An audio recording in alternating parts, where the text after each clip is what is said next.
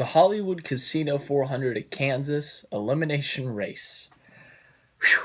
It could be a crazy one. I mean, the Xfinity Series race today, there was a crash on the first lap that took out like 4 or 5 playoff contenders. So I'm not saying that's going to happen, but I'm saying it could end up being chaotic. And this is an elimination race. That was an opening round race. So it could end up getting crazy, battle for points and all that stuff, battle for the win, and some surprises that could happen. So getting into it, 1.5-mile track, tri-oval, multiple grooves. Yeah, don't know what else to say about it. Kansas. Clint Boyer's from there. Yeah, let's just get into it. Favorites. Joey Logano is on the pole. He is a past winner here. He has won here in 2015. And then he might have won there 2016. Not so sure on that one. I think it was just 2015. So, yeah, he has won in the past year, and he's now on the pole. He's got a fast car, which is good. The Fords are very fast. Kevin Harvick, obviously, the spring winner here, and starting second. Really can't bet against him. Almirola, last week's winner, another Stewart-Haas car, another Ford, qualified third. So, once again, another strong Ford. Starting fourth, Ryan Blaney. He's run well here in the past. He's won a stage. He's run really well, run top 5. During the spring, he had an issue where he got in a wreck, and he was running top 5 when this wreck happened, but still, very strong cars. He's run very well here. Would not be surprised to see him running up front contending for a win, especially with the position he's in. He is below the cut line. And then Martin Truex Jr. Martin Truex Jr., his last 3 finishes at Kansas, second, first, and first. So don't be surprised to see him up there. Surprises, I only got one. Daniel Suarez qualified 8th. Don't know why, but just qualified well, so hoping he has a good day. I only got one disappointment, and I think it's going to be Clint Boyer. Clint Boyer hasn't run great at Kansas in the past, and then his last 5 performances at 1.5 miles at Kentucky, or at Vegas rather, he wrecked out. At Kentucky, he finished 12th. At the 600, the Coca-Cola 600, he finished 12th. Chicagoland, he did get a top 5, and then 15th at the last Kansas race. So 1.5 miles haven't exactly been his strength. The Chicago, he had a really fast car. He was able to rebound from a couple penalties, I think. But still, they just need more speed, but especially the position he's in. He's a little close. He's not close, but he's not guaranteed a spot into the next round, so I think he's going to have to be careful not to wreck out or anything. He's going to have to get some stage points if he wants to secure his spot. And yeah, so on to my pick and some of the chaos that could happen in this Kansas race. I wish the NASCAR app would give like a full out show what the cutoff line is, because on the app it shows like Chase Elliott in the points, and he's already advanced. So I had to go further away onto the internet to find it, and I found it. So here we go.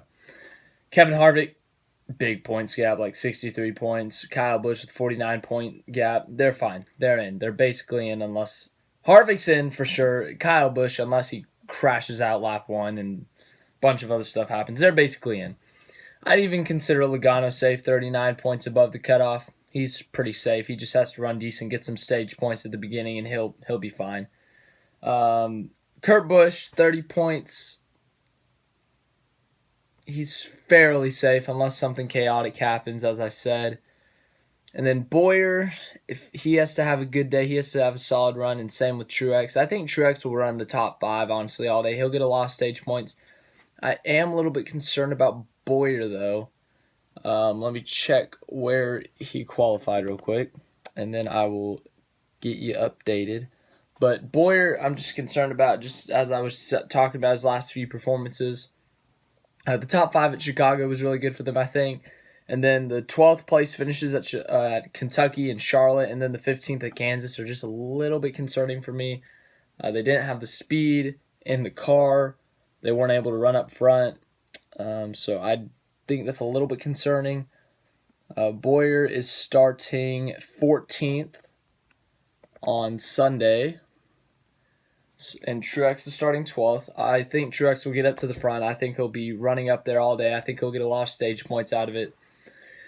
And obviously guys like Elliott and Almirola, who are already through, and probably Harvick, since he's already advanced in points, will probably take gambles to get playoff points with rather a win or with stages, trying to get as many playoff points as possible.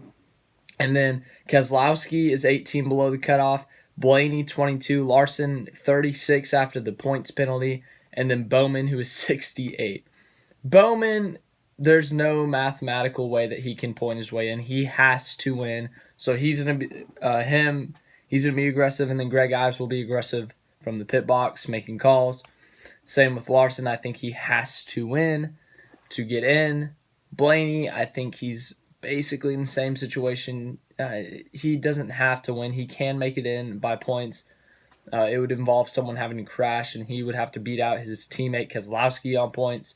So if Bowyer or Truex were to have an issue and he were to beat out Keselowski, he could get in. And then Keselowski, if he could hold off Blaney, and then Truex or Bowyer had an issue, he could get through. So here's what I got. Here's my pick. I think Kyle Larson will win. That's my upset prediction. I think Kyle Larson, he ran really good here in the spring. He likes to run the top.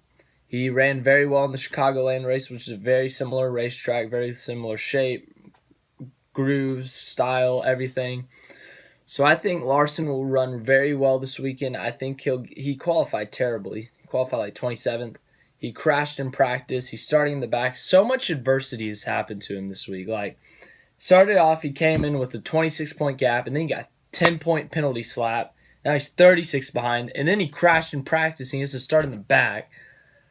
So if he wins, that would be a pretty cool story, a pretty cool come from behind story.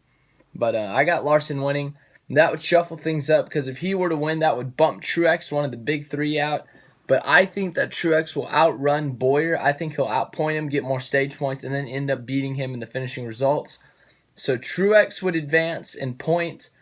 Larson advances with the win, and I think Bowyer gets knocked out with Keselowski, Blaney, and Bowman. So I don't think Keselowski can make up the points gap. Same with Blaney, and then Bowman just doesn't win.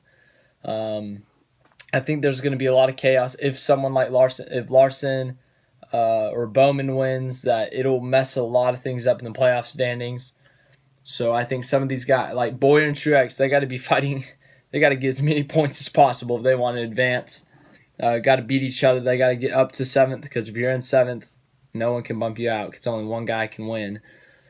But they definitely have to be careful. They can't wreck. But if Bowyer or Truex were to crash, I think Keselowski could get himself in if he were able to get stage points. He's in a good position at the start. He's starting 5th. So I think stage points obviously going to be a big deal with this race for someone like Keselowski to catch up, close the gap, and if it comes down to a late race scenario, he could gain on those points by strategy or something. So that's what I think. I think Larson will steal a win. I think these other guys like Bowman, Larson, maybe even Blaney will be aggressive with the calls trying to win. Elliott, Almirola, Harvick, maybe even Kyle Busch trying to get more playoff points for the next round. But yeah, that's what I got for today. Thank you for watching. I'll get my race recap up sometime once the race happens. Same with college football, Big 12, all that stuff. Power rankings, not very exciting. I mean, TCU was in it for a little bit, and then they gave it away. Last time I checked, it was 27-9 Texas Tech. But yeah, thank you for watching. My video from this morning, here it is. Another video right here. Then if you would like to subscribe, you could just click on my face. Yeah, just click on it. Thank you for watching this video.